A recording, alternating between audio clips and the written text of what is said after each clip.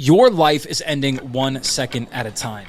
And I know you probably don't think about that very often, but you should, because it's true.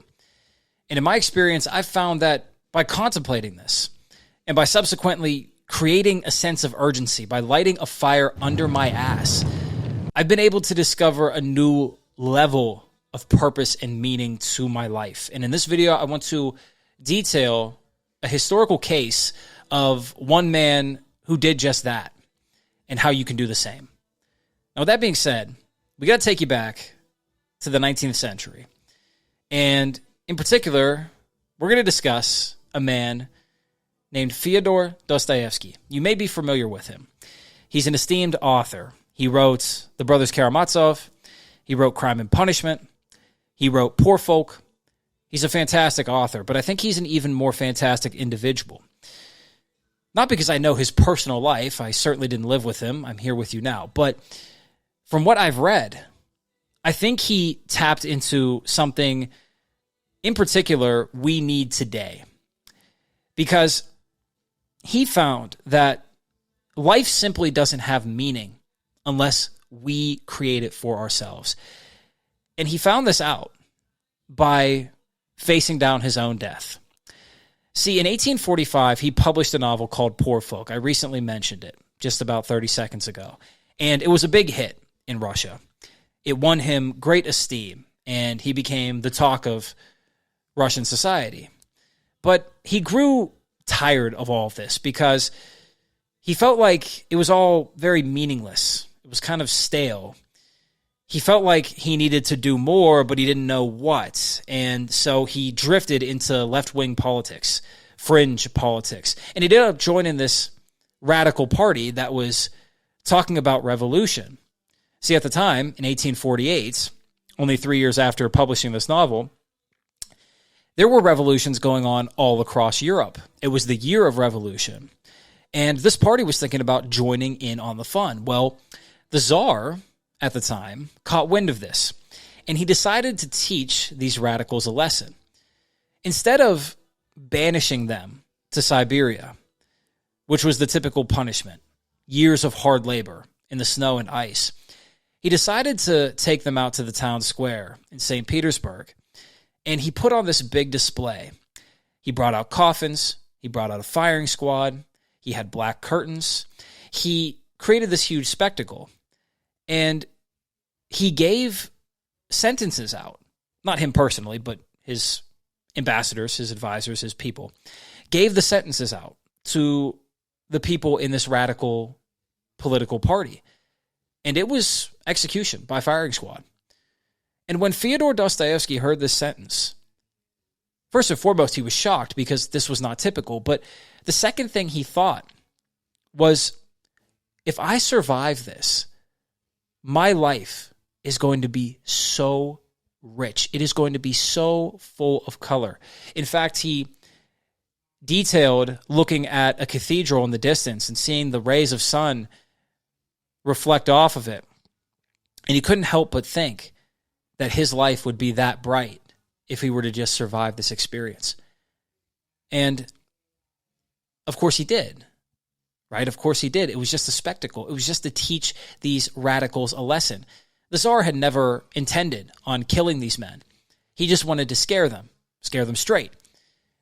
And right whenever the firing squad was about to execute the first 3 men, this horseman rode in, commuting their sentences to Siberia to do hard labor. And this wave of relief came over Fyodor. He was so excited. He was full of emotion. He was ready to take life on, no matter what it was. He was so happy to go do hard labor just because he was alive. And he did 4 years of hard labor. He spent 4 years in the winter cold, and then he spent a stint in the army. Mind you, he couldn't write while he was doing this hard labor. And so he memorized his stories. He kept track of them in his head. And then in the army, he was finally able to start writing and publishing books. And it was then that he started to build this momentum. And for the rest of his life, he was always chasing this feeling of being right at the brink of death, right at the edge of his own demise. Because he needed that rush.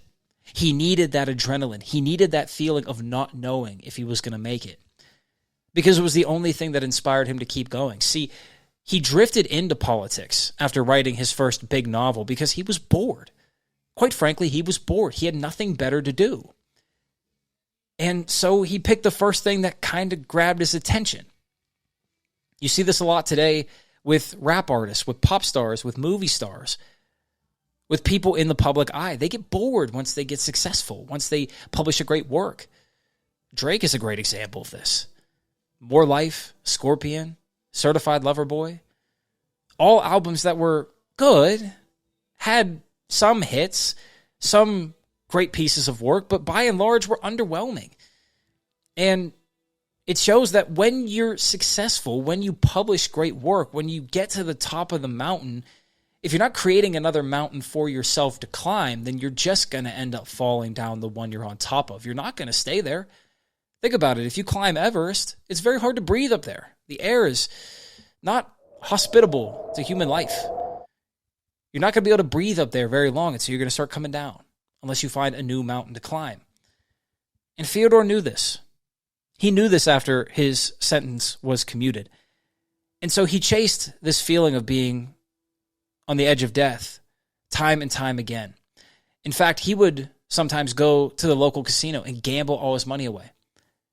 So he had to start from scratch so that he couldn't be lazy, so that he couldn't slack off, so that he had to write in order to make an income.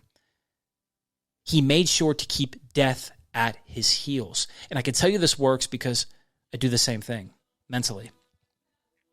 I'm never satisfied with the latest song I wrote. I'm never satisfied with the last workout I did on the basketball court. I'm never satisfied with the last video. I'm never satisfied with the amount of money I'm earning. I'm never satisfied with how great my relationships are. I'm never satisfied with what I know, with how many perspectives I can juggle, with what I'm learning. I'm never satisfied with the character that I'm building, with the person I'm becoming.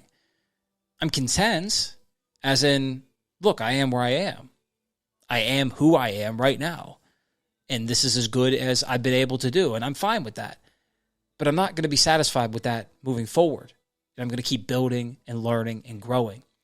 I keep death at my heels.